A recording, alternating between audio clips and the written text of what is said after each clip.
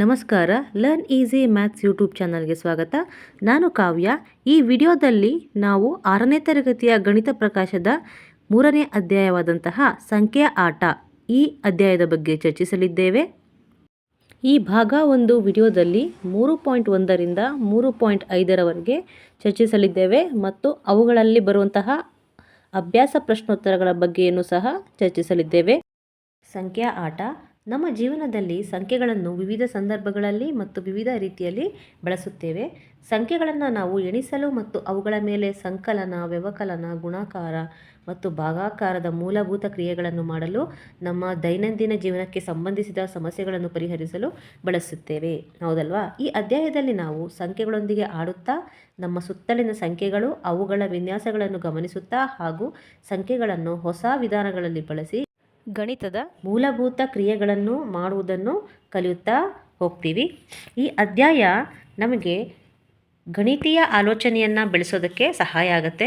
ಸ್ಪರ್ಧಾತ್ಮಕ ಪರೀಕ್ಷೆಗಳಲ್ಲಿ ನಾವು ನೋಡುವಂತಹ ಪ್ರಶ್ನೆಗಳನ್ನು ನಾವು ಈ ಅಧ್ಯಾಯದಲ್ಲಿ ನೋಡ್ಬೋದು. ಹಾಗಾಗಿ ಈ ಅಧ್ಯಾಯ ತುಂಬ ಉಪಯುಕ್ತವಾಗಿದೆ. ಇಲ್ಲೊಂದು ಪ್ರಶ್ನೆ ಇದೆ. ಸಂಖ್ಯೆಗಳನ್ನು ಬಳಸುವ ವಿವಿಧ ಸಂದರ್ಭಗಳ ಬಗ್ಗೆ ಯೋಚಿಸಿ. ಸಂಖ್ಯೆಗಳನ್ನು ಬಳಸುವ ಯಾವುದಾದರೂ 5 ವಿಭಿನ್ನ ಸಂದರ್ಭಗಳನ್ನು ಪಟ್ಟಿ ಮಾಡಿ. ನಿಮ್ಮ ಸಹಪಾಠಿಗಳು ಪಟ್ಟಿ ಮಾಡಿರುವುದನ್ನು ಗಮನಿಸಿ. ಇವುಗಳನ್ನು ಹಂಚಿಕೊಳ್ಳಿ ಮತ್ತು ಚರ್ಚಿಸಿ. ನಾವು ಎಲ್ಲೆಲ್ಲಿ ಸಂಖ್ಯೆಗಳನ್ನು ನೋಡ್ತೀವಪ್ಪ ಅಂದರೆ, ಮೊದಲಿಗೆ ಮೊಬೈಲ್ ಸಂಖ್ಯೆ. ಹೌದಲ್ವಾ? ಮೊಬೈಲ್ನಲ್ಲಿ ಸಂಖ್ಯೆ ಇದ್ದೇ ಇರುತ್ತೆ. ನೆಕ್ಸ್ಟ್ ಆಧಾರ್ ಸಂಖ್ಯೆ. ವಾಹನಗಳ ನಂಬರ್ ಪ್ಲೇಟ್ನಲ್ಲಿ ನಾವು ಸಂಖ್ಯೆಗಳನ್ನು ನೋಡ್ತೀವಿ.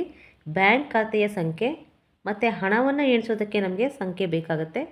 ಬರೀ ಹಣ ಮಾತ್ರ ಅಲ್ಲ, ನಾವು ವಸ್ತುಗಳನ್ನು ಎಣಿಸ್ತೀವಿ ಮತ್ತು ಯಾವುದೇ ರೀತಿಯ ನಾವು ಎಣಿಸಿದಾಗ ನಾವು ಸಂಖ್ಯೆಗಳನ್ನು ಬಳಸ್ತೀವಿ. ನೆಕ್ಸ್ಟ್ ದೂರ, ತೂಕ, ಎತ್ತರ, ಇತರ ಅಳತೆಗಳನ್ನು ಹೇಳುವಾಗ ಮತ್ತು ಇತ್ಯಾದಿ ಸಂದರ್ಭಗಳಲ್ಲಿ ನಾವು ಸಂಖ್ಯೆಗಳನ್ನು ಬಳಸ್ತೇವೆ. ನೆಕ್ಸ್ಟ್ 3.1 ಸಂಖ್ಯೆಗಳು ವಸ್ತುಗಳ ಬಗ್ಗೆ ಹೇಳುತ್ತವೆ. ಈ ಸಂಖ್ಯೆಗಳು ನಮಗೆ ಏನನ್ನು ಹೇಳುತ್ತಿವೆ? ಒಂದು ಉದ್ಯಾನವನದಲ್ಲಿ ಕೆಲವು ಮಕ್ಕಳು ಒಂದು ಸಾಲಿನಲ್ಲಿ ನಿಂತಿದ್ದಾರೆ. ಪ್ರತಿಯೊಬ್ಬರೂ ಒಂದು ಸಂಖ್ಯೆಯನ್ನು ಹೇಳುತ್ತಾರೆ. ಈ ಚಿತ್ರವನ್ನು ಗಮನಿಸಿ. ಇಲ್ಲಿ ಮಕ್ಕಳು ಉದ್ಯಾನವನದಲ್ಲಿ ಸಾಲಾಗಿ ನಿಂತಿದ್ದಾರೆ. ಪ್ರತಿಯೊಬ್ಬರೂ ಸಹ ಒಂದೊಂದು ಸಂಖ್ಯೆಯನ್ನು ಹೇಳುತ್ತಿದ್ದಾರೆ. 0, 2, 1, 1, 0, 2, 1, 0 ಈ ರೀತಿ ಎಲ್ಲರೂ ಹೇಳ್ತಾ ಇದ್ದಾರೆ. ಈಗ ಗಮನಿಸಿ, ಮಕ್ಕಳು ಮರುಹೊಂದಾಣಿಕೆ ಮಾಡಿಕೊಂಡು ಬೇರೆ ಸಂಖ್ಯೆಯನ್ನು ಹೇಳ್ತಾ ಇದ್ದಾರೆ. ಈ ಸಂಖ್ಯೆಗಳು ಏನನ್ನು ಪ್ರತಿನಿಧಿಸ್ತಾ ಇದೆ?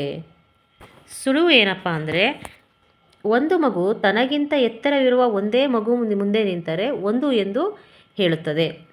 ಒಂದು ಮಗು ತನ್ನ ಅಕ್ಕಪಕ್ಕದಲ್ಲಿ ನಿಂತಿರುವ ಇಬ್ಬರೂ ಮಕ್ಕಳು ಎತ್ತರವಾಗಿದ್ದರೆ 2 ಎಂದು ಹೇಳುತ್ತದೆ. ಒಂದು ಮಗು ತನ್ನ ಅಕ್ಕಪಕ್ಕ ನಿಂತಿರುವ ಮಕ್ಕಳಲ್ಲಿ ಯಾರೂ ಎತ್ತರವಾಗಿಲ್ಲದಿದ್ದರೆ 0 ಎಂದು ಹೇಳುತ್ತದೆ. ಅಂದರೆ ಮಗು ತನಗಿಂತ ಎತ್ತರವಾಗಿರುವ ಅಕ್ಕಪಕ್ಕದ ಮಕ್ಕಳ ಸಂಖ್ಯೆಯನ್ನು ಹೇಳುತ್ತದೆ. ಅದು ಹೇಗೆ ಅಂತ ಹೇಳಿದ್ರೆ, ಒಂದು ಮಗು ತನ್ನ ಅಕ್ಕಪಕ್ಕದಲ್ಲಿ ನಿಂತಿರುವ ಮಕ್ಕಳ ಎತ್ತರವನ್ನು ನೋಡಬೇಕು. ತನಗಿಂತ ಯಾರೂ ಎತ್ತರ ಇಲ್ಲ ಅಂದರೆ 0 ಅಂತ ಹೇಳಬೇಕು. ತನಗಿಂತ ಒಬ್ಬರು ಎತ್ತರ ಇದ್ದರೆ 1 ಅಂತ ಹೇಳಬೇಕು. ತನಗಿಂತ ಇಬ್ಬರು ಎತ್ತರ ಇದ್ದರೆ 2 ಅಂತ ಹೇಳಬೇಕು. ನೆಕ್ಸ್ಟ್ ಪ್ರಶ್ನೆ ಹೀಗಿದೆ. ಮಕ್ಕಳು ತಮ್ಮಲ್ಲೇ ಮರುಹೊಂದಾಣಿಕೆ ಮಾಡಿಕೊಂಡು ಕೊನೆಯಲ್ಲಿ ನಿಂತಿರುವ ಮಕ್ಕಳು 2 ಎಂದು ಹೇಳಬಹುದೇ? ಇಲ್ಲ. 2 ಎಂದು ಹೇಳಲು ಒಬ್ಬರ ಅಕ್ಕಪಕ್ಕ ಇಬ್ಬರು ಎತ್ತರವಿರುವ ಮಕ್ಕಳು ಇರಬೇಕು. ಹಾಗಾಗಿ ಕೊನೆಯಲ್ಲಿ ನಿಂತ ಮಗುವಿನ ಪಕ್ಕ ಕೇವಲ ಒಬ್ಬರು ಇರುವುದರಿಂದ ಅವರು 2 ಎಂದು ಹೇಳಲು ಸಾಧ್ಯವಿಲ್ಲ. ಹೌದಲ್ವಾ? ಈಗ ನಾವು ಮಕ್ಕಳನ್ನು ಹೀಗೆ ಸಾಲಾಗಿ ನಿಲ್ಲಿಸಿದ್ದೀವಿ ಅಂತ ಅಂದ್ಕೊಂಡ್ರೆ, ಆ ಮಗು 2 ಅಂತ ಹೇಳಬೇಕಂದ್ರೆ ಅಕ್ಕಪಕ್ಕದ ಇಬ್ಬರ ಮಕ್ಕಳು ಏನಾಗಿರಬೇಕು? ಎತ್ತರ ಇರಬೇಕಾಗತ್ತೆ. ಕೊನೆಯಲ್ಲಿ ನಿಂತಿರೋ ಮಗು 2 ಅಂತ ಹೇಳಬೇಕಾದ್ರೆ ಅಕ್ಕಪಕ್ಕ ಇಬ್ಬರು ಇರಬೇಕಾಗತ್ತೆ. ಆದರೆ ಕೊನೆಯಲ್ಲಿ ನಿಂತಿರೋ ಮಗುವಿಗೆ ಒಬ್ಬರು ಅಷ್ಟೇ ಪಕ್ಕ ಇರೋದ್ರಿಂದ ಇವರು 2 ಅಂತ ಹೇಳೋದಕ್ಕೆ ಸಾಧ್ಯನೇ ಇಲ್ಲ. ನೆಕ್ಸ್ಟ್, ಎಲ್ಲ ಮಕ್ಕಳು ಕೇವಲ 0 ಎಂದು ಹೇಳುವಂತೆ ಎಲ್ಲ ಮಕ್ಕಳನ್ನು ಒಂದೇ ಸಾಲಿನಲ್ಲಿ ನಿಲ್ಲಿಸಬಹುದೇ? ಹೌದು.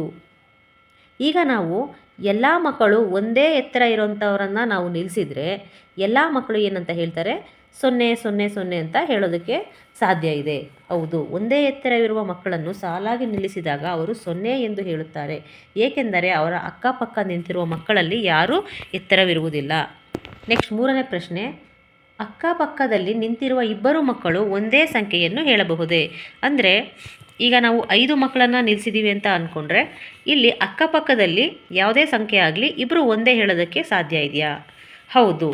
ಈ ಚಿತ್ರವನ್ನು ಗಮನಿಸಿದರೆ ಇಲ್ಲಿ ಕೊನೆಯಲ್ಲಿ ನಿಂತಿರುವ ಮಗುಗೆ ಒಬ್ಬರು ಮಾತ್ರ ಎತ್ತರ ಇರೋದ್ರಿಂದ 1 ಅಂತ ಹೇಳ್ತಾರೆ. ಎರಡನೇ ಮಗು ಏನಿದೆ ಇದಕ್ಕೆ ಅಕ್ಕಪಕ್ಕದಲ್ಲಿ ಒಂದು ಮಗು ಮಾತ್ರ ಎತ್ತರ ಇರೋದ್ರಿಂದ 1 ಅಂತ ಹೇಳುತ್ತೆ. ಹಾಗಾಗಿ ಇಬ್ಬರು ಒಂದೇ ಸಂಖ್ಯೆ ಹೇಳ್ಬೋದು, ಅದು 1 ಅಂತ. ಆದರೆ 0, 2 ಅಂತ ಹೇಳೋದಕ್ಕೆ ಸಾಧ್ಯ ಇಲ್ಲ, 1 ಅಂತ ಮಾತ್ರ ಇಬ್ಬರು ಮಕ್ಕಳು ಹೇಳ್ಬೋದು. 4ನೇ ಪ್ರಶ್ನೆ, ಒಂದು ಗುಂಪಿನಲ್ಲಿ 5 ಮಕ್ಕಳಿದ್ದಾರೆ. ಎಲ್ಲರ ಎತ್ತರ ಬೇರೆ ಬೇರೆ ಆಗಿದೆ. ಅವರಲ್ಲಿ 4 1 ಮತ್ತು ಕೊನೆಯವರು 0 ಎಂದು ಹೇಳುವಂತೆ ನಿಲ್ಲಬಹುದೇ? ಹೌದು ಅಥವಾ ಏಕೆ ಇಲ್ಲ? ಈಗ ನಾವು ಬೇರೆ ಬೇರೆ ಎತ್ತರ ಇರುವಂತಹ 5 ಮಕ್ಕಳನ್ನು ನಾವು ಯಾವ ರೀತಿ ನಿಲ್ಲಿಸ್ಬೇಕಪ್ಪ ಅಂದರೆ 4 ಮಕ್ಕಳು 1 ಅಂತ ಹೇಳಬೇಕಾಗತ್ತೆ ಮತ್ತು ಒಂದು ಮಗು 0 ಅಂತ ಹೇಳಬೇಕಾಗತ್ತೆ. ಈ ಚಿತ್ರದಲ್ಲಿ ಗಮನಿಸಿ, ನಾವು ಮಕ್ಕಳನ್ನು ಏರಿಕೆ ಕ್ರಮದಲ್ಲಿ ಅಥವಾ ಇಳಿಕೆ ಕ್ರಮದಲ್ಲಿ ನಿಲ್ಲಿಸಿದರೆ ಆಗ ಪ್ರತಿ ಮಗುವಿನ ಪಕ್ಕ ಒಬ್ಬೊಬ್ಬರು ಎತ್ತರ ಇರುವಂತಹ ಮಕ್ಕಳು ಸಿಗ್ತಾರೆ. ಹಾಗಾಗಿ ಅವರು 1 ಅಂತ ಹೇಳ್ಬೋದು. ಆದರೆ ಕೊನೆಯಲ್ಲಿ ಎತ್ತರ ಇರುವಂಥ ಮಗುಗೆ ಯಾರೂ ಎತ್ತರ ಇಲ್ಲದೆ ಇರೋದ್ರಿಂದ 0 ಅಂತ ಹೇಳುತ್ತೆ. ಸೊ ನಮಗೆ 1 1 1 ಮತ್ತು 0 ಈ ವಿನ್ಯಾಸದಲ್ಲಿ ಮಕ್ಕಳನ್ನು ನಿಲ್ಲಿಸ್ಬೋದು. 5ನೇ ಪ್ರಶ್ನೆ, ಈ 5 ಮಕ್ಕಳ ಗುಂಪಿಗೆ ಅನುಕ್ರಮ 1 1 1 ಸಾಧ್ಯವೇ? ಇಲ್ಲ. ಹಿಂದಿನ ಪ್ರಶ್ನೆ ನಾವು ಗಮನಿಸಿದಂತೆ 4 ಜನಕ್ಕೆ ಮಾತ್ರ ನಾವು 1 ಹೇಳುವಂತೆ ನಿಲ್ಲಿಸ್ಬೋದು. ಆದರೆ ಕೊನೆಯ ಎತ್ತರ ಇರುವಂತಹ ಮಗುವಿಗೆ ನಾವು ನಿಲ್ಲಿಸೋದಕ್ಕೆ ಸಾಧ್ಯ ಇಲ್ಲ. ಯಾಕಂದರೆ ಈ ಮಗುವಿಗೆ ಒಂದು ಬದಿಯಲ್ಲಿ ಕಡಿಮೆ ಎತ್ತರ ಮತ್ತು ಇನ್ನೊಂದು ಬದಿಯಲ್ಲಿ ಯಾರೂ ಇರೋದಿಲ್ಲ ಅಲ್ವಾ. ಆದರೆ ಈ ಮಗುವಿನ ಎತ್ತರ ಏನಾದರೂ ನಾವು ಕಡಿಮೆ ಮಾಡ್ತೀನಿ ಅಂದರೆ ಈ ಮಗು 0 ಅಂತ ಹೇಳಬೇಕಾಗತ್ತೆ. ಆಗಲೂ ಸಹ 1 1 1 ಸಾಧ್ಯ ಆಗೋದಿಲ್ಲ. ಹಾಗಾಗಿ ಇಲ್ಲ. ನೆಕ್ಸ್ಟ್ 6ನೇ ಪ್ರಶ್ನೆ, ಅನುಕ್ರಮ ಸಂಖ್ಯೆಗಳು 0 1 2 1 0 ಸಾಧ್ಯವೇ? ಹೌದು ಅಥವಾ ಏಕೆ ಸಾಧ್ಯವಿಲ್ಲ? ಸಾಧ್ಯ ಇದೆ. ಇಲ್ಲಿ ನಾವು ಈ ಚಿತ್ರವನ್ನು ಗಮನಿಸಿ 5 ಮಕ್ಕಳನ್ನು ಮೊದಲು ಇಳಿಕೆ ಕ್ರಮ ನಂತರ ಏರಿಕೆ ಕ್ರಮದಲ್ಲಿ ನಿಲ್ಲಿಸಿದರೆ ನಮಗೆ ಮೊದಲನೇ ಮಗುಗೆ ಯಾರೂ ಎತ್ತರ ಇರೋದಿಲ್ಲ, 0 ಹೇಳುತ್ತೆ. ಎರಡನೇ ಮಗುಗೆ ಒಬ್ಬರು ಎತ್ತರ ಇದ್ದಾರೆ, ಒಬ್ಬರು ಎತ್ತರ ಇಲ್ಲ, ಹಾಗಾಗಿ 1. ಮತ್ತು ಮೂರನೇ ಮಗುಗೆ ಇಬ್ಬರೂ ಸಹ ಎತ್ತರ ಇದ್ದಾರೆ, ಹಾಗಾಗಿ 2 ಅಂತ ಹೇಳುತ್ತೆ. 4ನೇ ಮಗುಗೆ ಒಬ್ಬರು ಮಾತ್ರ ಎತ್ತರ ಇದ್ದಾರೆ, 1 ಅಂತ ಹೇಳುತ್ತೆ. ಕೊನೆಯ ಮಗುಗೆ ಯಾರೂ ಎತ್ತರ ಇರೋದಿಲ್ಲ, 0 ಅಂತ ಹೇಳ್ತಾರೆ. ಹಾಗಾಗಿ ನಾವು ಈ ಅನುಕ್ರಮ ಸಂಖ್ಯೆಗಳನ್ನು ಹೇಳುವಾಗೆ ಮಕ್ಕಳನ್ನು ನಿಲ್ಲಿಸಬಹುದು. 7ನೇ ಪ್ರಶ್ನೆ, ಗರಿಷ್ಠ ಸಂಖ್ಯೆಯ ಮಕ್ಕಳು 2 ಎಂದು ಹೇಳುವಂತೆ ನೀವು 5 ಮಕ್ಕಳನ್ನು ಹೇಗೆ ಮರುಹೊಂದಿಸಿ ನಿಲ್ಲಿಸುವಿರಿ? ಈಗ ನಾವು 5 ಮಕ್ಕಳಲ್ಲಿ ಹೆಚ್ಚು ಮಕ್ಕಳು 2 ಅಂತ ಹೇಳೋ ಹಾಗೆ ಮಕ್ಕಳನ್ನು ನಿಲ್ಲಿಸಬೇಕಾಗತ್ತೆ. ಈ ಚಿತ್ರವನ್ನು ಗಮನಿಸಿ, ಇಲ್ಲಿ ಒಬ್ಬರು ಉದ್ದ ಗಿಡ್ಡ ಉದ್ದ ಗಿಡ್ಡ ಉದ್ದ ಈ ರೀತಿಯಾಗಿ ನಿಲ್ಲಿಸಿದ್ದೇವೆ. ಈಗ ಇಲ್ಲಿ 2 ಗಿಡ್ಡ ಮಕ್ಕಳ ಅಕ್ಕಪಕ್ಕದಲ್ಲಿ ಇಬ್ಬರು ಉದ್ದದವರು ಬರೋದರಿಂದ ಈ 2 ಮಕ್ಕಳು 2 ಅಂತ ಹೇಳ್ತಾರೆ. ಹಾಗಾಗಿ ಉತ್ತರ ಹೌದು. ಮಕ್ಕಳನ್ನು ಈ ರೀತಿ ನಿಲ್ಲಿಸಿದಾಗ ಗರಿಷ್ಠ ಸಂಖ್ಯೆಯ ಮಕ್ಕಳು ಅಂದರೆ ಇಬ್ಬರು ಮಕ್ಕಳು 2 ಎಂದು ಹೇಳ್ತಾರೆ. ನೆಕ್ಸ್ಟ್ 3.2 ಸೂಪರ್ ಸೆಲ್ಗಳು ಅಂದರೆ ಮಹತ್ತಮ ಸೆಲ್ಗಳು. ಈ ಕೋಷ್ಟಕವನ್ನು ಗಮನಿಸಿ, ಇಲ್ಲಿ ಕೆಲವೊಂದು ಸಂಖ್ಯೆಗಳಿಗೆ ಮಾತ್ರ ಬಣ್ಣವನ್ನು ಹಚ್ಚಲಾಗಿದೆ. ಯಾಕೆ ಅಂದರೆ ಇಲ್ಲಿ ಯಾವ ಸೆಲ್ನಲ್ಲಿರುವ ಸಂಖ್ಯೆಯು ಅಕ್ಕಪಕ್ಕದಲ್ಲಿರುವಂತಹ ಸಂಖ್ಯೆಗಿಂತ ದೊಡ್ಡದಾಗಿರುತ್ತಲ್ವ, ಆ ಸೆಲ್ಗಳಿಗೆ ಬಣ್ಣ ಹಚ್ಚಲಾಗಿರುತ್ತೆ. ಅಂಥ ಸೆಲ್ಗಳನ್ನ ನಾವು ಸೂಪರ್ ಸೆಲ್ ಅಂತ ಕರಿತೀವಿ. ಈ ಚಿತ್ರದಲ್ಲಿ ನಾವು 29ರ ಅಕ್ಕಪಕ್ಕ ಇರೋದು 29ಕ್ಕಿಂತ ಚಿಕ್ಕದಾಗಿದೆ. ಇಲ್ಲಿ 34 ಕೊನೆಯ ಸೆಲ್ನಲ್ಲಿ ಇದ್ದರೂ ಕೂಡ ಇಲ್ಲಿ ಇದಕ್ಕೆ ಅಕ್ಕಪಕ್ಕದಲ್ಲಿ 2 ಸೆಲ್ ಸಿಗೋದಿಲ್ಲ, ಒಂದೇ ಒಂದು ಸಿಗುತ್ತೆ. ಇಲ್ಲಿ ಒಂದು ಸೆಲ್ ಚಿಕ್ಕದಿದ್ದರೂ ಪರವಾಗಿಲ್ಲ, ಅದನ್ನು ಸೂಪರ್ ಸೆಲ್ ಅಂತ ಕರಿತೀವಿ. ಅದೇ ರೀತಿ 198 ಸಹ ಇದರ ಪಕ್ಕದಲ್ಲಿ ಒಂದೇ ಒಂದು ಸೆಲ್ ಇದೆ ಚಿಕ್ಕದು, ಹಾಗಾಗಿ ಇದನ್ನು ನಾವು ಸೂಪರ್ ಸೆಲ್ ಅಂತಲೇ ಕರಿತೀವಿ. ನೆಕ್ಸ್ಟ್ 790ರ ಅಕ್ಕಪಕ್ಕನೂ ಚಿಕ್ಕ ಸಂಖ್ಯೆ ಇದೆ, 626ರ ಪಕ್ಕನೂ ಸಹ 2 ಚಿಕ್ಕ ಚಿಕ್ಕ ಸಂಖ್ಯೆ ಇದೆ, ಹಾಗಾಗಿ ಇವೆಲ್ಲವೂ ಸಹ ಸೂಪರ್ ಸೆಲ್ಗಳಾಗ್ತವೆ. ನೆಕ್ಸ್ಟ್ ಲೆಕ್ಕಾಚಾರ ಮಾಡಿ. ಮೊದಲನೇ ಪ್ರಶ್ನೆ, ಮುಂದಿನ ಕೋಷ್ಟಕದಲ್ಲಿ ಸೂಪರ್ ಸೆಲ್ಗಳಿಗೆ ಬಣ್ಣ ತುಂಬಿ. ಇಲ್ಲಿ ಕೋಷ್ಟಕದಲ್ಲಿ ಸಂಖ್ಯೆಗಳನ್ನು ಕೊಟ್ಟಿದ್ದಾರೆ. ನಾವು ಯಾವ ರೀತಿ ಬಣ್ಣ ತುಂಬಬೇಕಪ್ಪ ಅಂದರೆ ಯಾವ ಸಂಖ್ಯೆ ಅಕ್ಕಪಕ್ಕದ ಸಂಖ್ಯೆಗಿಂತ ದೊಡ್ಡದಿರುತ್ತಲ್ವ ಆ ಸೆಲ್ಗೆ ನಾವು ಬಣ್ಣ ಹಚ್ಚಬೇಕಾಗುತ್ತೆ. ಯಾಕಂದರೆ ಅದು ಸೂಪರ್ ಸೆಲ್ ಆಗುತ್ತೆ. ಇಲ್ಲಿ 9435 ಅಕ್ಕಪಕ್ಕದ ಸೆಲ್ಗಿಂತ ದೊಡ್ಡ ಸಂಖ್ಯೆಯಾಗಿದೆ, ಹಾಗಾಗಿ ಇದು ಸೂಪರ್ ಸೆಲ್. ಅದೇ ರೀತಿ ಇಲ್ಲಿ 8000 2 ಸಂಖ್ಯೆಗಳಿಗಿಂತ ದೊಡ್ಡ ಸಂಖ್ಯೆ. ಮತ್ತು ಮೊದಲನೇದು 6828 ಇದರ ಪಕ್ಕ ಒಂದು ಚಿಕ್ಕ ಸಂಖ್ಯೆ ಇರೋದರಿಂದ ಇದು ಸಹ ಸೂಪರ್ ಸೆಲ್ ಆಗುತ್ತೆ. ನೆಕ್ಸ್ಟ್ 2ನೇ ಪ್ರಶ್ನೆ, ಈಗಾಗಲೇ ಬಣ್ಣ ಹಚ್ಚಿದ ಸೆಲ್ಗಳು ಸೂಪರ್ ಸೆಲ್ ಆಗುವಂತೆ ಮುಂದಿನ ಕೋಷ್ಟಕವನ್ನು ಕೇವಲ 4 ಅಂಕಿಯ ಸಂಖ್ಯೆಗಳಿಂದ ಭರ್ತಿ ಮಾಡಿ. ಈ ಕೋಷ್ಟಕದಲ್ಲಿ ನಾವು 3 ಸಂಖ್ಯೆಗಳನ್ನು ನೋಡ್ಬೋದು. ಇನ್ನು ಉಳಿದದನ್ನು ಯಾವ ರೀತಿ ಫಿಲ್ ಮಾಡಿದ್ದೀನಿ ನೋಡಿ. ಇಲ್ಲಿ 5346 ಇದೆ, ಇದಕ್ಕಿಂತ ದೊಡ್ಡ ಸಂಖ್ಯೆ ಬರಬೇಕು, ಯಾಕೆಂದರೆ ಇದು ಸೂಪರ್ ಸೆಲ್ಲು. 6709 ಹಾಕಿದ್ದೀನಿ. ಈಗ ಇಲ್ಲಿ 2 ಸೂಪರ್ ಸೆಲ್ ಮಧ್ಯೆ ಒಂದು ಸೆಲ್ ಬರಬೇಕಾಗುತ್ತೆ. ಇಲ್ಲಿ ನಾನೇನು ಮಾಡಿದ್ದೀನಿ, 2ಕ್ಕಿಂತ ಚಿಕ್ಕ ಸಂಖ್ಯೆ 1000 ಹಾಕಿದ್ದೀನಿ. ಈಗ ಈ 1558 ಆದಮೇಲೆ 4 ಸೆಲ್ ಬಿಟ್ಟು 5ನೇ ಸೆಲ್ಲು ಸೂಪರ್ ಸೆಲ್ ಇದೆ. ಹಾಗಾಗಿ ಇಲ್ಲಿ ಯಾವುದು ದೊಡ್ಡ ಸಂಖ್ಯೆ ಬರಬಾರ್ದು. ಅದಕ್ಕೆ ನಾನೇನು ಮಾಡಿದ್ದೀನಿ, ಏರಿಕೆ ಕ್ರಮದಲ್ಲಿ ಬರಿತಾ ಹೋಗಿದ್ದೀನಿ. 1901ಕ್ಕಿಂತ 1902 ದೊಡ್ಡದು, ಇದಕ್ಕಿಂತ 1931 ದೊಡ್ಡದು, ಅದಕ್ಕಿಂತ ದೊಡ್ಡದು 9635. ಈಗ ಅಕ್ಕಪಕ್ಕದಲ್ಲಿ ದೊಡ್ಡ ಸಂಖ್ಯೆ ಬರೋದಿಲ್ಲ, ಹಾಗಾಗಿ ಇದು ಸೂಪರ್ ಸೆಲ್ ಆಗೋದಿಲ್ಲ.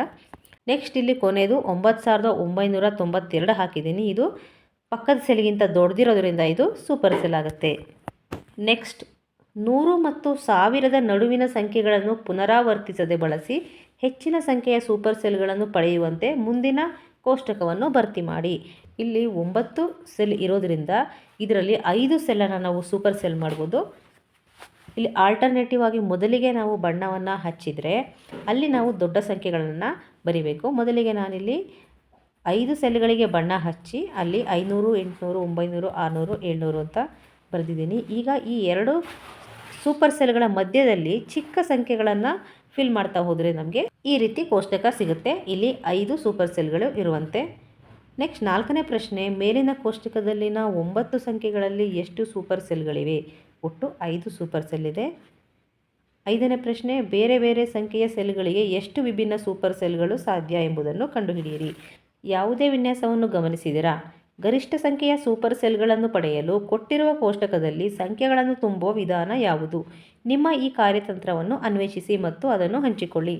ಇಲ್ಲಿ ನಾವು ಹೆಚ್ಚು ಸೂಪರ್ ಸೆಲ್ ಬರಬೇಕಂದ್ರೆ ಒಂದು ದೊಡ್ಡ ಸಂಖ್ಯೆ, ಒಂದು ಚಿಕ್ಕ ಸಂಖ್ಯೆ, ಒಂದು ದೊಡ್ಡ ಸಂಖ್ಯೆ, ಒಂದು ಚಿಕ್ಕ ಸಂಖ್ಯೆ, ಈ ರೀತಿ ನಾವು ತುಂಬಿಸ್ತಾ ಹೋದರೆ ನಮಗೆ ಹೆಚ್ಚು ಸೂಪರ್ ಸೆಲ್ ಸಿಗುತ್ತೆ. ಒಂದು ದೊಡ್ಡ ಸಂಖ್ಯೆ ಮತ್ತು ಒಂದು ಚಿಕ್ಕ ಸಂಖ್ಯೆ, ಒಂದು ದೊಡ್ಡ ಸಂಖ್ಯೆ, ಒಂದು ಚಿಕ್ಕ ಸಂಖ್ಯೆ, ಹೀಗೆ ಸಂಖ್ಯೆಗಳನ್ನು ಕೋಷ್ಟಕದಲ್ಲಿ ತುಂಬಿದರೆ ಗರಿಷ್ಠ ಸಂಖ್ಯೆಯ ಸೂಪರ್ ಸೆಲ್ಗಳನ್ನು ಪಡೆಯಬಹುದು. ನೆಕ್ಸ್ಟ್ 6ನೇ ಪ್ರಶ್ನೆ, ಯಾವುದೇ ಸಂಖ್ಯೆಗಳನ್ನು ಪುನರಾವರ್ತಿಸದೆ ಒಂದೂ ಸೂಪರ್ ಸೆಲ್ ಇಲ್ಲದಂತೆ ನೀವು ಸೂಪರ್ ಸೆಲ್ನ ಕೋಷ್ಟಕವನ್ನು ಭರ್ತಿ ಮಾಡಬಲ್ಲಿರಾ? ಹೌದು ಅಥವಾ ಏಕೆ ಇಲ್ಲ? ಹೌದು, ಸಾಧ್ಯ ಇದೆ. ಒಂದೂ ಸೂಪರ್ ಸೆಲ್ ಬರದೇ ಇರೋ ರೀತಿ ನಾವು ಕೋಷ್ಟಕವನ್ನು ಭರ್ತಿ ಮಾಡಬೇಕಂದ್ರೆ ಸಂಖ್ಯೆಗಳನ್ನು ಏರಿಕೆ ಕ್ರಮ ಅಥವಾ ಇಳಿಕೆ ಕ್ರಮದಲ್ಲಿ ಕೋಷ್ಟಕವನ್ನು ಭರ್ತಿ ಮಾಡಿದರೆ ಯಾವುದೇ ಸೂಪರ್ ಸೆಲ್ ಇರುವುದಿಲ್ಲ. ಈ ಕೋಷ್ಟಕವನ್ನು ಗಮನಿಸಿ. 10, 20, 30, 40, 50 ಇದೇ ರೀತಿ 90ರವರೆಗೆ ಭರ್ತಿ ಮಾಡಿದ್ದೀನಿ. ಇಲ್ಲಿ ಒಂದು ಸಂಖ್ಯೆಗೆ 2 ಚಿಕ್ಕ ಸಂಖ್ಯೆಗಳು ಅಕ್ಕಪಕ್ಕದಲ್ಲಿ ಬರೋದಿಲ್ಲ, ಹಾಗಾಗಿ ಇಲ್ಲಿ ಯಾವುದು ಸೂಪರ್ ಸೆಲ್ ಇರೋದಿಲ್ಲ. ನೆಕ್ಸ್ಟ್ 7ನೇ ಪ್ರಶ್ನೆ, ಕೋಷ್ಟಕದಲ್ಲಿ ದೊಡ್ಡ ಸಂಖ್ಯೆಯನ್ನು ಹೊಂದಿರುವ ಸೆಲ್ ಯಾವಾಗಲೂ ಸೂಪರ್ ಸೆಲ್ ಆಗುತ್ತದೆಯೇ? ಹೌದು, ಕೋಷ್ಟಕದಲ್ಲಿ ಅತಿ ದೊಡ್ಡ ಸಂಖ್ಯೆ ಹೊಂದಿರುವ ಸೆಲ್ ಯಾವಾಗಲೂ ಸೂಪರ್ ಸೆಲ್ ಆಗಿರುತ್ತದೆ, ಏಕೆಂದರೆ ಅದರ ಅಕ್ಕಪಕ್ಕದಲ್ಲಿರುವ ಸಂಖ್ಯೆಗಳು ಚಿಕ್ಕದಾಗಿರುತ್ತದೆ. ಹೌದಲ್ವಾ? 8ನೇ ಪ್ರಶ್ನೆ, 2ನೇ ಅತಿ ದೊಡ್ಡ ಸಂಖ್ಯೆಯನ್ನು ಹೊಂದಿರುವ ಸೆಲ್ ಒಂದು ಸೂಪರ್ ಸೆಲ್ ಆಗದಿರುವಂತೆ ಒಂದು ಕೋಷ್ಟಕವನ್ನು ಭರ್ತಿ ಮಾಡಿ. ಇಲ್ಲಿ ನಾವು ಕೋಷ್ಟಕದಲ್ಲೇ 2ನೇ ಅತಿ ದೊಡ್ಡ ಸಂಖ್ಯೆ ಸೂಪರ್ ಸೆಲ್ ಆಗಿರಬಾರ್ದು, ಆ ರೀತಿ ಫಿಲ್ ಮಾಡಬೇಕಂದ್ರೆ ಈ ಕೋಷ್ಟಕವನ್ನು ಗಮನಿಸಿ. ಇಲ್ಲಿ 2ನೇ ಅತಿ ದೊಡ್ಡ ಸಂಖ್ಯೆ ಯಾವುದು? 45. ಇಲ್ಲಿ 45ರ ಒಂದು ಬದಿಯಲ್ಲಿ ದೊಡ್ಡ ಸಂಖ್ಯೆ ಮತ್ತು 45ಕ್ಕಿಂತ ಚಿಕ್ಕ ಸಂಖ್ಯೆಯನ್ನು ಹಾಕಿದ್ರೆ 2ನೇ ಅತಿ ದೊಡ್ಡ ಸಂಖ್ಯೆ ಸೂಪರ್ ಸೆಲ್ ಆಗೋದಿಲ್ಲ. ಹೌದಲ್ವಾ? ನೆಕ್ಸ್ಟ್ 9ನೇ ಪ್ರಶ್ನೆ, 2ನೇ ಅತಿ ದೊಡ್ಡ ಸಂಖ್ಯೆಯನ್ನು ಹೊಂದಿರುವ ಸೆಲ್ ಒಂದು ಸೂಪರ್ ಸೆಲ್ ಆಗದಿರುವಂತೆ ಮತ್ತು 2ನೇ ಚಿಕ್ಕ ಸಂಖ್ಯೆಯು ಸೂಪರ್ ಸೆಲ್ ಆಗಿರುವಂತೆ ಒಂದು ಕೋಷ್ಟಕವನ್ನು ಭರ್ತಿ ಮಾಡಬೇಕು. ಇದು ಸಾಧ್ಯ ಇದೆಯಾ ಅಂದರೆ ಹೌದು, ಸಾಧ್ಯ ಇದೆ. ಹೇಗೆ? 2ನೇ ಅತಿ ದೊಡ್ಡ ಸಂಖ್ಯೆ ಸೂಪರ್ ಸೆಲ್ ಆಗಿರಬಾರ್ದು. ಇಲ್ಲಿ 2ನೇ ಅತಿ ದೊಡ್ಡ ಸಂಖ್ಯೆ ಯಾವುದು? 80. ಇಲ್ಲಿ 80ರ ಪಕ್ಕ ಅತಿ ದೊಡ್ಡ ಸಂಖ್ಯೆ 90 ಹಾಕಿರೋದ್ರಿಂದ ಇದು ಸೂಪರ್ ಸೆಲ್ ಆಗೋದಿಲ್ಲ. ಮತ್ತು 2ನೇ ಅತಿ ಚಿಕ್ಕ ಸಂಖ್ಯೆ ಅಂದರೆ ಯಾವುದು? 20. ಇಲ್ಲಿ 10 ಚಿಕ್ಕದಿದೆ, ಅದಕ್ಕಿಂತ ದೊಡ್ಡದು 20. ಇಲ್ಲಿ 20ನ್ನು ನಾನು ಕೊನೆಯಲ್ಲಿ ಬರೆದಿರೋದ್ರಿಂದ ಅದರ ಪಕ್ಕ ಒಂದು ಸೆಲ್ನಲ್ಲಿ ಚಿಕ್ಕ ಸಂಖ್ಯೆ ಬಂದರೂ ಸಹ ಅದು ಸೂಪರ್ ಸೆಲ್ ಆಗುತ್ತೆ. ಹಾಗಾಗಿ 2ನೇ ಅತಿ ದೊಡ್ಡ ಸಂಖ್ಯೆ ಸೂಪರ್ ಸೆಲ್ ಆಗಿಲ್ಲ, 2ನೇ ಅತಿ ಚಿಕ್ಕ ಸಂಖ್ಯೆ ಸೂಪರ್ ಸೆಲ್ ಆಗಿದೆ. ನೆಕ್ಸ್ಟ್, ಈ ಒಗಟುಗಳಿಗೆ ವಿವಿಧ ರೀತಿಯ ಮಾರ್ಪಾಡುಗಳನ್ನು ಮಾಡಿ ನಿಮ್ಮ ಸಹಪಾಠಿಗಳೊಂದಿಗೆ ಸವಾಲು ಹಾಕಿ. ನೆಕ್ಸ್ಟ್, ಈ ಚಿತ್ರವನ್ನು ಗಮನಿಸಿ. ಇಲ್ಲೊಂದು ರೀತಿಯ ವಿಶೇಷ ಕೋಷ್ಟಕನ ನೋಡ್ತಾ ಇದ್ದೀವಿ. ಇಲ್ಲೂ ಸಹ ಸೂಪರ್ ಸೆಲ್ ಇದೆ. ಇಲ್ಲಿ ಯಾವ ರೀತಿ ಸೂಪರ್ ಸೆಲ್ಗೆ ಬಣ್ಣ ಹಚ್ಚಬೇಕಪ್ಪ ಅಂದರೆ, ಯಾವ ಸಂಖ್ಯೆಯ ಎಡ, ಬಲ, ಮೇಲ್ಭಾಗ ಮತ್ತು ಕೆಳಭಾಗದ ಸೆಲ್ಗಳಲ್ಲಿ ಮಧ್ಯದಲ್ಲಿರುವ ಸಂಖ್ಯೆಗಿಂತ ಚಿಕ್ಕ ಸಂಖ್ಯೆ ಇರುತ್ತೋ ಆಗ ಮಧ್ಯದ ಸೆಲ್ಲನ್ನು ನಾವು ಸೂಪರ್ ಸೆಲ್ ಅಂತ ಕರಿತೀವಿ. ಉದಾಹರಣೆಗೆ 8632, ಇದರ ಎಡ ಬಲ ಚಿಕ್ಕ ಸಂಖ್ಯೆ ಇದೆ. ಅದೇ ರೀತಿ ಮೇಲ್ಭಾಗ ಕೆಳಭಾಗನೂ ಸಹ ಚಿಕ್ಕ ಸಂಖ್ಯೆ ಇದೆ. ಹಾಗಾಗಿ 8632 ಇರುವಂತಹ ಸೆಲ್ಲು ಸೂಪರ್ ಸೆಲ್ ಆಗುತ್ತೆ. ಅದೇ ರೀತಿ ಇಲ್ಲಿ ಇನ್ನು 3 ಸೆಲ್ಗಳಿದೆ, ಇದನ್ನು ಗಮನಿಸಿ. ನೆಕ್ಸ್ಟ್ ಇಲ್ಲೊಂದು ಕೋಷ್ಟಕ ಇದೆ. ಕೋಷ್ಟಕ 2ಅನ್ನು 1, 0, 6, 3 ಮತ್ತು 9 ಅಂಕಿಗಳನ್ನು ಬೇರೆ ಬೇರೆ ಅನುಕ್ರಮದಲ್ಲಿ ಬಳಸಿ ಮಾಡಿದ 5 ಅಂಕಿಯ ಸಂಖ್ಯೆಯಿಂದ ತುಂಬಿ. ಇಲ್ಲಿ ನಾವು 5 ಅಂಕಿಯ ಸಂಖ್ಯೆಗಳನ್ನು ಮಾತ್ರ ತುಂಬಿಸಬೇಕು. ಮತ್ತು ಅಲ್ಲಿ 1, 0, 6, 3, 9 ಅಂಕಿಗಳು ಮಾತ್ರ ಇರಬೇಕು. ಒಂದು ಬಣ್ಣದ ಸೆಲ್ ಮಾತ್ರ ಅದರ ಎಲ್ಲ ಅಕ್ಕಪಕ್ಕದ ಸೆಲ್ಗಳಿಗಿಂತ ದೊಡ್ಡ ಸಂಖ್ಯೆಯನ್ನು ಹೊಂದಿರಬೇಕು. ಈ ಕೋಷ್ಟಕವನ್ನು ಗಮನಿಸಿ. ಇಲ್ಲಿ ಬಣ್ಣ ಹಚ್ಚಿದ ಸೆಲ್ಗಳಲ್ಲಿ ಮಾತ್ರ ನಾನು ಅತಿ ದೊಡ್ಡ ಸಂಖ್ಯೆಗಳನ್ನು ಫಿಲ್ ಮಾಡಿದ್ದೀನಿ.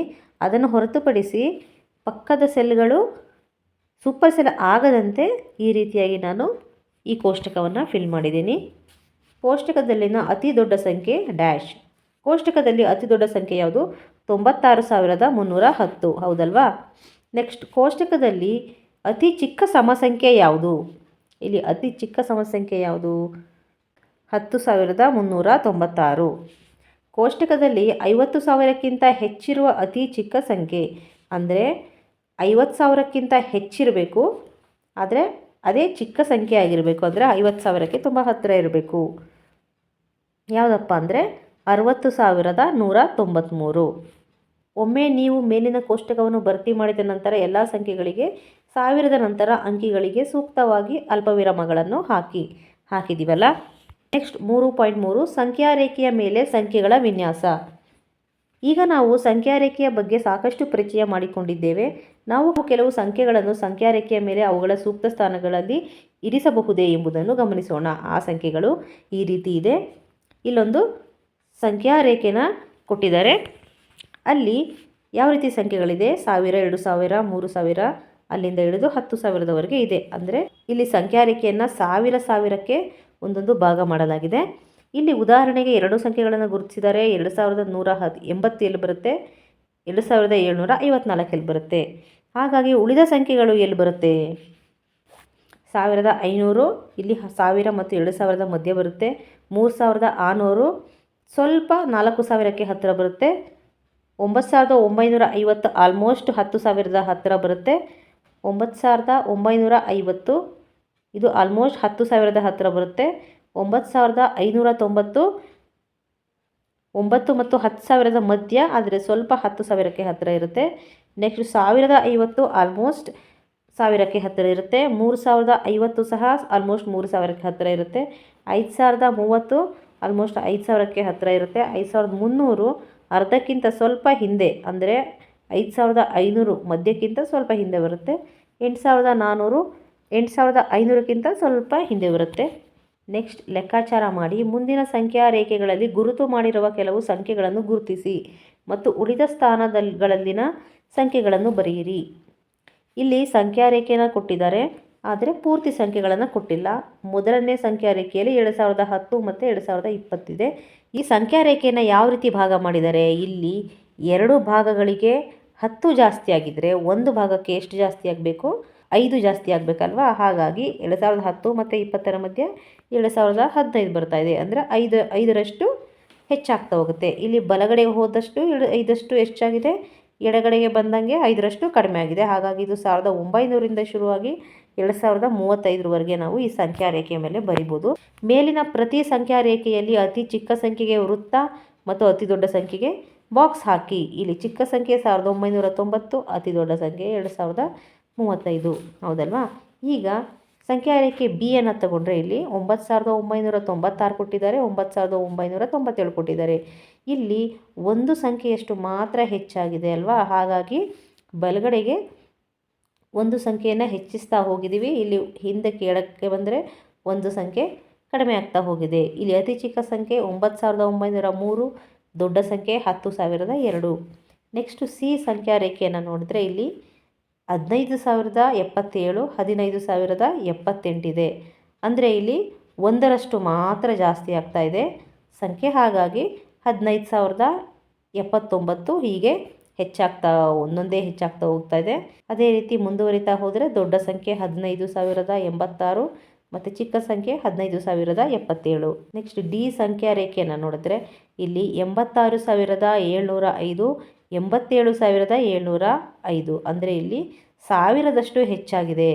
ಹಾಗಾಗಿ ನಾವು ಬಲಕ್ಕೆ 1000ದಷ್ಟು ಹೆಚ್ಚಿಸ್ತಾ ಹೋಗಬೇಕು, ಎಡಕ್ಕೆ 1000ದಷ್ಟು ಕಡಿಮೆ ಮಾಡ್ತಾ ಹೋಗಬೇಕು. ಹಾಗಾಗಿ ಚಿಕ್ಕ ಸಂಖ್ಯೆ 83,705, ದೊಡ್ಡ ಸಂಖ್ಯೆ 92,705. ನೆಕ್ಸ್ಟ್ 3.4 ಅಂಕಿಗಳೊಂದಿಗೆ ಆಟ. ನಾವು ಸಂಖ್ಯೆಗಳನ್ನು 1, 2, 3 ಹೀಗೆ ಬರೆದು ಮುಂದುವರಿಸುತ್ತೇವೆ. ಇವುಗಳಲ್ಲಿ 1 ಅಂಕಿಯ 9 ಸಂಖ್ಯೆಗಳಿವೆ.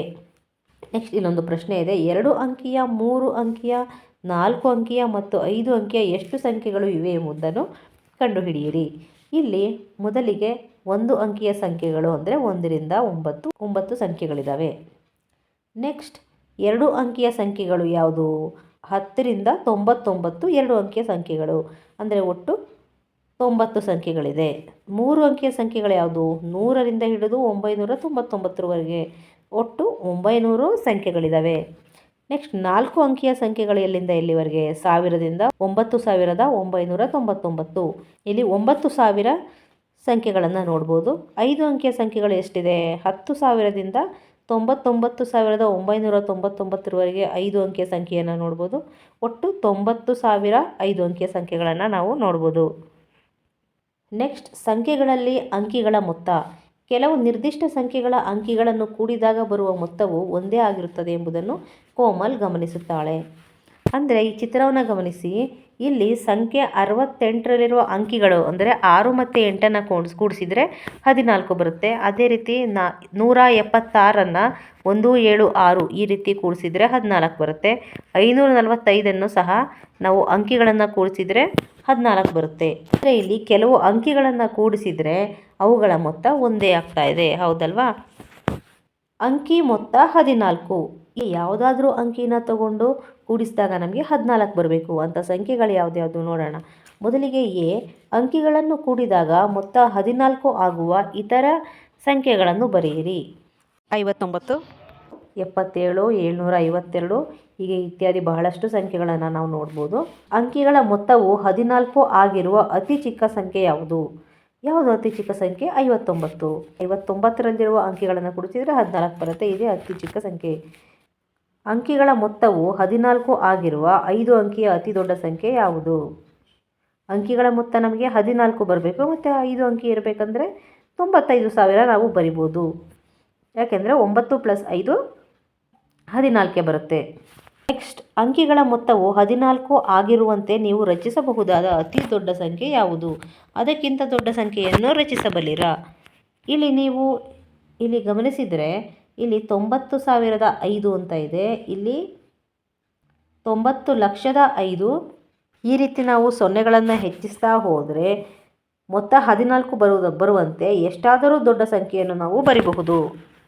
ನೆಕ್ಸ್ಟ್ 2ನೇ ಪ್ರಶ್ನೆ, 40 ರಿಂದ 70ರವರೆಗಿನ ಎಲ್ಲ ಸಂಖ್ಯೆಗಳ ಅಂಕಿಗಳ ಮೊತ್ತವನ್ನು ಕಂಡುಹಿಡಿಯಿರಿ. ನೀವು ಗಮನಿಸಿದ ಅಂಶಗಳನ್ನು ತರಗತಿಯಲ್ಲಿ ಹಂಚಿಕೊಳ್ಳಿ. ಅಂದರೆ ನಾವು 40 ರಿಂದ 70ರವರೆಗಿನ ಎಲ್ಲ ಸಂಖ್ಯೆಗಳ ಅಂಕಿಗಳನ್ನು ಕೂಡಿಸಬೇಕು. ಅಂದರೆ 40ಅನ್ನು 4 + 0 4, 4 + 1 5, 4 + 2 6. ಇದೇ ರೀತಿ ಮುಂದುವರಿಸ್ತಾ ಹೋದರೆ 4 + 9 13. ನೆಕ್ಸ್ಟ್ 5 + 0 5, 5 + 1 6, 5 + 2 7. ಇದೇ ರೀತಿ 5 + 9 14. ಮತ್ತು ನೆಕ್ಸ್ಟು 6 + 0 6, 6 + 1 7. ಇದೇ ರೀತಿ 6 + 9 15. ನೆಕ್ಸ್ಟ್ 70 7 + 0 7. ಇಲ್ಲಿ ನಾವು ಏನನ್ನು ಗಮನಿಸ್ತಾ ಇದ್ದೀವಿ ನೋಡಿ, ಇಲ್ಲಿ ಅಂಕಿಗಳನ್ನ ಕೂಡಿಸ್ತಾ ಇದ್ದರೆ ಇಲ್ಲಿ ಎಣಿಕೆ ಸಂಖ್ಯೆಗಳು ಸಿಗ್ತಾ ಇದೆ. 4 5 6 7 8 9 10. ಈ ರೀತಿ 13ಕ್ಕೆ ಸ್ಟಾಪ್ ಆಗುತ್ತೆ. ನೆಕ್ಸ್ಟು 5 6 7 ಮತ್ತೆ ಎಣಿಕೆ ಸಂಖ್ಯೆ ಬರುತ್ತೆ. ಅಂದರೆ 40 ರಿಂದ 70ರವರೆಗಿನ ಎಲ್ಲ ಸಂಖ್ಯೆಗಳ ಅಂಕಿಗಳ ಮೊತ್ತವನ್ನು ಕಂಡುಹಿಡಿದಾಗ ನಾವು ಎಣಿಕೆ ಸಂಖ್ಯೆಗಳನ್ನು ಪಡೆಯುತ್ತೇವೆ. ನೆಕ್ಸ್ಟ್ 3ನೇ ಪ್ರಶ್ನೆ, ಕ್ರಮಾನುಗತ ಅಂಕಿಗಳನ್ನು ಹೊಂದಿರುವ 3 ಅಂಕಿ ಸಂಖ್ಯೆಗಳ ಅಂಕಿಗಳ ಮೊತ್ತವನ್ನು ಕಂಡುಹಿಡಿಯಿರಿ. ಉದಾಹರಣೆಗೆ 345. ಅಂದರೆ ಕ್ರಮಾನುಗತ ಸಂಖ್ಯೆಗಳು ಅಂದರೆ ಯಾವುದು? ಒಂದರ ಪಕ್ಕ ಒಂದು ಬರುವಂತಹ ಸಂಖ್ಯೆಗಳೇನೆ. ಈಗ ಆ ರೀತಿಯ 3 ಅಂಕಿಗಳ ಸಂಖ್ಯೆಗಳು ಅಂದರೆ ಯಾವುದು? 0 1 2 12, 123, 234, 345. ಇದೇ ರೀತಿ 789ರವರೆಗೆ ಇವುಗಳನ್ನು ಕೂಡಿಸ್ತಾ ಹೋದರೆ, ಅಂದರೆ ಇವುಗಳಲ್ಲಿರುವ ಅಂಕಿಗಳನ್ನು ಕೂಡಿಸ್ತಾ ಹೋದರೆ ನಮಗೆ ಯಾವ ರೀತಿಯ ಸಂಖ್ಯೆಗಳು ಸಿಗ್ತವೆ? ಹೌದು, ನಾವು 3ರ ಗುಣಕಗಳನ್ನು ಪಡಿತೇವೆ. 3 6 9 12 ಹೀಗೆ. ಹಾಗಾಗಿ ಕ್ರಮಾನುಗತ ಅಂಕಿಗಳನ್ನು ಹೊಂದಿರುವ 3 ಸಂಖ್ಯೆಗಳ ಅಂಕಿಗಳ ಮೊತ್ತವನ್ನು ಗಮನಿಸಿದಾಗ 3ರ ಗುಣಕದ ವಿನ್ಯಾಸವನ್ನು ನಾವು ನೋಡಬಹುದು. ಈ ವಿನ್ಯಾಸವು ಹೀಗೆ ಮುಂದುವರಿಯುತ್ತಾ ಹೋಗುತ್ತದೆ. ನೆಕ್ಸ್ಟ್, ಅಂಕಿ ಪತ್ತೆದಾರರು. 1ರಿಂದ 100ರವರೆಗಿನ ಎಲ್ಲ ಸಂಖ್ಯೆಗಳನ್ನು ಬರೆದ ನಂತರ ದಿನೇಶ್ ತಾನು ಎಷ್ಟು ಬಾರಿ ಅಂಕಿ 7 ಬರೆದಿರಬಹುದು ಎಂದು ಯೋಚಿಸಿದನು. ಇಲ್ಲೊಂದು ಪ್ರಶ್ನೆ ಇದೆ. 1ರಿಂದ 100ರವರೆಗಿನ ಸಂಖ್ಯೆಗಳಲ್ಲಿ ಅಂಕಿ 7 ಎಷ್ಟು ಬಾರಿ ಬರುತ್ತದೆ? ನಾವು ಇಲ್ಲಿ ಈ ಚಿತ್ರವನ್ನು ಗಮನಿಸಿದರೆ ಇಲ್ಲಿ 7, 17, 27 ಇದೇ ರೀತಿ ಮುಂದುವರಿತಾ ಹೋಗ್ತಾ ಇದೆ. ಅಂದರೆ ಬಿಡಿ ಸ್ಥಾನದಲ್ಲಿ ನಾವು 7 ನೋಡ್ತೀವಿ. ಕೆಳಗಡೆ ಸಾಲಿನಲ್ಲಿ ನೋಡಿದರೆ 10ರ ಸ್ಥಾನದಲ್ಲಿ ಬರುವಂತಹ 7ಗಳನ್ನು ನೋಡ್ತಾ ಇದ್ದೀವಿ. ಅಂದರೆ 1ರಿಂದ 100ರವರೆಗೆ ಬಿಡಿ ಸ್ಥಾನದಲ್ಲಿ 7 10 ಬಾರಿ ಬರುತ್ತೆ ಮತ್ತು 10ರ ಸ್ಥಾನದಲ್ಲಿ 10 ಸಾರಿ ಬರುತ್ತೆ. ಅಂದರೆ ಒಟ್ಟು 20 ಸಾರಿ ಈ 7 ಅನ್ನುವಂತಹ ಅಂಕಿ ಬರುತ್ತೆ. ಅದೇ ರೀತಿ ಎರಡನೇ ಪ್ರಶ್ನೆಯನ್ನು ನಾವು ಗಮನಿಸಿದರೆ 1ರಿಂದ 1000ರವರೆಗಿನ ಸಂಖ್ಯೆಗಳಲ್ಲಿ ಅಂಕಿ 7 ಎಷ್ಟು ಬಾರಿ ಬರುತ್ತದೆ? ಎಷ್ಟು ಬಾರಿ ಬರುತ್ತಪ್ಪ ಅಂದರೆ ಬಿಡಿ ಸ್ಥಾನದಲ್ಲಿ 100 ಸಾರಿ, 10 ಸ್ಥಾನದಲ್ಲಿ 100 ಸಾರಿ, 1000ದ ಸ್ಥಾನದಲ್ಲಿ 100, ಒಟ್ಟು 300 ಬಾರಿ 7 ಅಂಕಿ ಬರುತ್ತೆ. ನೆಕ್ಸ್ಟ್ 3.5 ಚಂದದ ಪಾಲಿಂಡ್ರಾಮಿಕ್ ವಿನ್ಯಾಸಗಳು. ಈ ಸಂಖ್ಯೆಗಳಲ್ಲಿ ನೀವು ಯಾವ ವಿನ್ಯಾಸಗಳನ್ನು ಕಾಣುತ್ತೀರಿ? 66, 848, 575, 797, 1111. ಈ ಸಂಖ್ಯೆಯನ್ನು ಎಡದಿಂದ ಬಲಕ್ಕೆ ಮತ್ತು ಬಲದಿಂದ ಎಡಕ್ಕೆ ಓದಿದಾಗಲೂ ಒಂದೇ ಇರುತ್ತದೆ, ಹೌದಲ್ವಾ? ಈಗ ನೋಡಿ, 66 ಅಷ್ಟೇ, 848 ಆದ್ರೂ ಅಷ್ಟೇ, ಯಾವ ಕಡೆಯಿಂದ ಓದಿದರೂ ಸಹ ಅದೇ ಸಂಖ್ಯೆ ಬರುತ್ತೆ. ಈಗ 1, 2, 3 ಇವುಗಳನ್ನು ಬಳಸಿದ ಎಲ್ಲ ಪಾಲಿಂಡ್ರಾಮ್ಗಳು. ಈಗ 1, 2, 3 ಬಳಸಿ ನಾವು ಯಾವ್ಯಾವ ರೀತಿ ಪಾಲಿಂಡ್ರಾಮ್ ಸಂಖ್ಯೆಯನ್ನು ಬರೀಬಹುದು? 1, 2, 1, 3, 1, 3, 2, 2, 2 ಈ ರೀತಿ ಬರಿಬೋದಲ್ವಾ? ಈ ಅಂಕಿಗಳನ್ನು ಬಳಸಿಕೊಂಡು ಸಾಧ್ಯವಿರುವ ಎಲ್ಲ 3 ಅಂಕಿಯ ಪಾಲಿಂಡ್ರಾಮ್ಗಳನ್ನು ಬರೆಯಿರಿ. ಈಗ ಅದೇ ರೀತಿ ನಾವು ಬರಿತಾ ಹೋದರೆ ಮೊದಲಿಗೆ 1, 1, 1, 2, 2, 2, 3, 3, 3 ಬರಿಬೋದಲ್ವಾ? ಅದೇ ರೀತಿ ನಾವು 121, 131, 212, 232, 313, 323 ಈ ರೀತಿ ಬರಿಬೋದು. ನೆಕ್ಸ್ಟ್, ಹಿಮ್ಮುಖವಾಗಿ ಬರೆ, ಕೂಡು, ಪಾಲಿಂಡ್ರಾಮ್ ಪಡೆ, ರಿವರ್ಸ್ ಆ್ಯಂಡ್ ಆ್ಯಡ್ ಪ್ಯಾಲಿಂಡ್ರೋಮ್ಸ್. ಈ ಸಂಕಲನಗಳನ್ನು ಗಮನಿಸಿ. ಇಲ್ಲಿ ನಾವು ಏನು ಮಾಡಿದ್ದೀವಿ? ಇಲ್ಲಿ ನೀವು ಉದಾಹರಣೆಯನ್ನು ಗಮನಿಸಿದರೆ ಇಲ್ಲಿ 34ಅನ್ನು ತಗೊಂಡು ಅದನ್ನು ಉಲ್ಟಾ ಮಾಡಿ ಬರೆದರೆ 43 ಸಿಗುತ್ತೆ. ಈಗ ಈ ಎರಡೂ ಸಂಖ್ಯೆಗಳನ್ನು ಕೂಡಿದರೆ ನಮಗೆ ಪಾಲಿಂಡ್ರಾಮ್ ಸಂಖ್ಯೆ ಸಿಗ್ತಾ ಇದೆ. ಅದೇ ರೀತಿ 29ಅನ್ನು ಹಿಮ್ಮುಖವಾಗಿ ಬರೆದರೆ 92 ಆಗುತ್ತೆ. ಈ ಎರಡೂ ಸಂಖ್ಯೆಗಳನ್ನು ಕೂಡಿಸಿದರೆ 121 ಬರುತ್ತೆ. ಇದು ಸಹ ಒಂದು ಪಾಲಿಂಡ್ರಾಮ್ ಸಂಖ್ಯೆಯಾಗಿದೆ. ನೆಕ್ಸ್ಟ್ 48ಅನ್ನು ರಿವರ್ಸ್ ಮಾಡಿದರೆ 84, ಎರಡನ್ನು ಕೂಡಿಸಿದಾಗ 132 ಬರುತ್ತೆ. ಇದು ಪಾಲಿಂಡ್ರಾಮ್ ಸಂಖ್ಯೆ ಅಲ್ಲ, ಹಾಗಾಗಿ ಇದನ್ನು ಮತ್ತೆ ರಿವರ್ಸ್ ಮಾಡಿದರೆ 231 ಬರುತ್ತೆ. ಈಗ ಇವೆರಡನ್ನು ಕೂಡಿಸಿದರೆ 363 ಬರುತ್ತೆ. ಹೀಗೆ ನಮಗೆ ಪಾಲಿಂಡ್ರಾಮ್ ಸಂಖ್ಯೆ ಸಿಗ್ತಾ ಹೋಗುತ್ತೆ. ಅಂದರೆ ನಮಗೆ ಒಂದೇ ಹಂತದಲ್ಲಿ ಪಾಲಿಂಡ್ರಾಮ್ ಸಂಖ್ಯೆ ಸಿಕ್ಕಿಲ್ಲ ಅಂದರೆ ಪಾಲಿಂಡ್ರಾಮ್ ಸಂಖ್ಯೆ ಸಿಗೋವರೆಗೆ ಈ ಹಂತವನ್ನು ಅನುಸರಿಸುತ್ತಾ ಹೋಗಬೇಕಾಗತ್ತೆ. ಆಗ ನಮಗೆ ಪಾಲಿಂಡ್ರಾಮ್ ಸಂಖ್ಯೆ ಸಿಗುತ್ತೆ. ಹಾಗಿದ್ರೆ ನಾವು ಪಾಲಿಂಡ್ರಾಮ್ ಸಂಖ್ಯೆಗಳನ್ನು ಪಡೆಯಲು ಸಾಧ್ಯವೇ ಆಗದ ಸಂಖ್ಯೆಗಳು ಯಾವುದಾದ್ರೂ ಇದೆಯಾ ಅಂದರೆ ಹೌದು ಇದೆ. ಯಾವುದು ಅಂದರೆ 196 ಮತ್ತು 190ರಿಂದ ಶುರುವಾಗುವಂತಹ ಎಲ್ಲ ಸಂಖ್ಯೆಗಳು. ನೆಕ್ಸ್ಟ್, ಅನ್ವೇಷಿಸಿ. 2 ಅಂಕಿಯ ಸಂಖ್ಯೆಯಿಂದ ಪ್ರಾರಂಭಿಸಿ ಅದನ್ನು ಹಿಮ್ಮುಖ ಸಂಖ್ಯೆಗೆ ಕೂಡುವುದನ್ನು ಪುನರಾವರ್ತಿಸಿದಾಗ ಪ್ರತಿ ಬಾರಿಯೂ ಪಾಲಿಂಡ್ರಾಮ್ ಬರುವುದೇ? ಅನ್ವೇಷಿಸಿರಿ ಮತ್ತು ಕಂಡುಹಿಡಿಯಿರಿ. ಅಂದರೆ ಯಾವುದೇ ಸಂಖ್ಯೆ ತಗೊಂಡ್ರೂ ಸಹ ಅದನ್ನು ಹಿಮ್ಮುಖವಾಗಿ ಬರೆದು ನಾವು ಕೂಡಿಸಿದರೆ ಪಾಲಿಂಡ್ರಾಮ್ ಸಂಖ್ಯೆನೇ ಬರುತ್ತಾ? ಕೆಲವೊಂದು ಉದಾಹರಣೆಗಳನ್ನ ನೋಡಿದರೆ ಇಲ್ಲಿ 62 2 ಅಂಕಿಯ ಸಂಖ್ಯೆ. 62ಕ್ಕೆ 26ಅನ್ನು ಕೂಡಿಸಿದರೆ 88 ಬಂತು ಪಾಲಿಂಡ್ರಾಮ್ ಸಂಖ್ಯೆ. ಅದೇ ರೀತಿ 15ಕ್ಕೆ 51 66 ಬಂದಿದೆ. 81ಕ್ಕೆ 18 99 ಬಂದಿದೆ.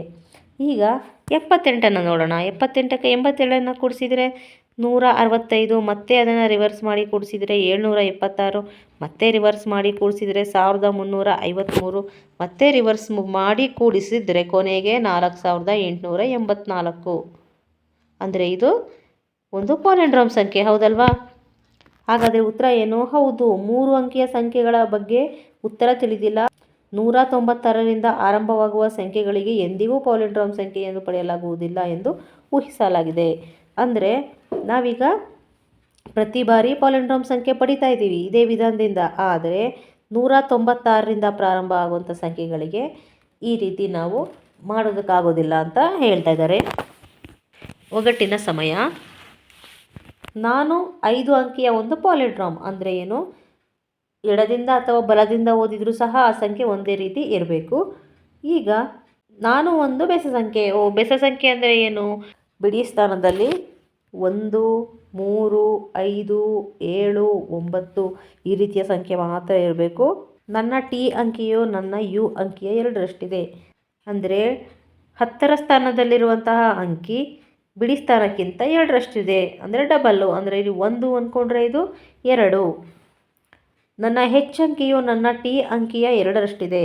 ಹೆಚ್ಚಂಕಿ ಟಿಗಿಂತ ಹೆಚ್ಚು ಅಂದರೆ ಎಷ್ಟು, 2 ಇದ್ದಿದ್ದು 4 ಆಗುತ್ತೆ. ಈಗ ನಾನು ಯಾರು ಅಂದರೆ ಇಲ್ಲಿ 1, 2, 4 ಸಿಕ್ಕಾಯಿತು. ಹಾಗಾಗಿ ಇದು ಪಾಲಿಂಡ್ರೋಮ್ ಹಾಕಬೇಕಂದ್ರೆ ಇಲ್ಲಿ 2, 1 ಇದ್ದೇ ಇರುತ್ತೆ. ಹಾಗಿದ್ರೆ ಇಲ್ಲಿ 1ರಿಂದನೇ ಶುರು ಮಾಡಬೇಕಾ? 3ಅನ್ನು ತಗೊಂಡ್ರೆ ಬಿಡಿ ಸ್ಥಾನದಲ್ಲಿ 3ರ 2ರಷ್ಟು 6 ಆಗಬೇಕು. 6ರ 2ರಷ್ಟು 12 ಆಗಬೇಕು. ಇಲ್ಲಿ 12 2 ಅಂಕಿಯ ಸಂಖ್ಯೆ ಆಗಿದೆ. ಹಾಗಾಗಿ ಉತ್ತರ 1, 2, 4, 2, 1. ಈ ಸಂಖ್ಯೆಯನ್ನು ಅಕ್ಷರಗಳಲ್ಲಿ ಬರೆಯಿರಿ. 12,421. ಓಕೆ ಫ್ರೆಂಡ್ಸ್, ಇಲ್ಲಿಗೆ ಈ ವಿಡಿಯೋ ಮುಕ್ತಾಯ ಆಗ್ತಾ ಇದೆ. ಮತ್ತೆ ನಾನು ಭಾಗ 2 ವಿಡಿಯೋದೊಂದಿಗೆ ನಿಮ್ಮನ್ನು ಭೇಟಿ ಆಗ್ತೀನಿ. ಯಾರೆಲ್ಲ ಇನ್ನೂ ನಮ್ಮ ಚಾನಲ್ಗೆ ಸಬ್ಸ್ಕ್ರೈಬ್ ಆಗಿಲ್ಲ ದಯವಿಟ್ಟು ಸಬ್ಸ್ಕ್ರೈಬ್ ಆಗಿ, ಶೇರ್ ಮಾಡಿ, ಇಷ್ಟ ಆದರೆ ಲೈಕ್ ಮಾಡಿ. Thanks for watching and keep learning.